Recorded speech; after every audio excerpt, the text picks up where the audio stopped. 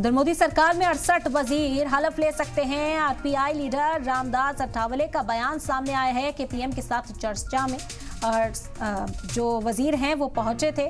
68 वजीर हिस्सा लेने के लिए पहुंचे थे और अब इन्हीं में से फैसला लिया जा सकता है। आज कैबिनेट के मंत्री भी हलफ ले सकते हैं। कैबिनेट के मंत्रियों को जिम्मेदारी सौंपी जा सकती है।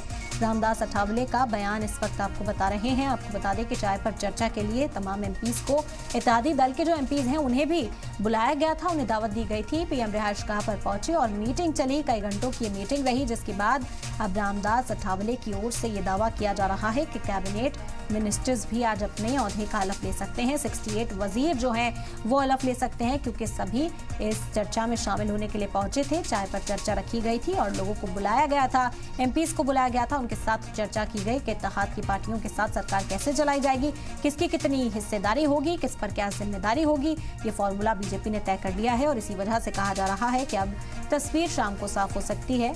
नरेंद्र मोदी के साथ 68 वजीर हलफ ले सकते हैं।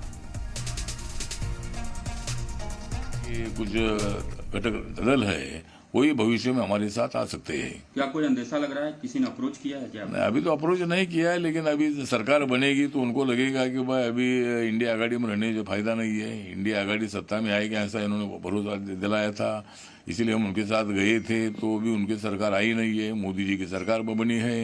ये मोदी जी को हराने के लिए गए थे, लेकिन मोदी जी ने इनको हराया है। तो इसीलिए कुछ घटक दल जो छोटे मोटे हैं वो हमारे साथ भविष्य में आ सकते हैं।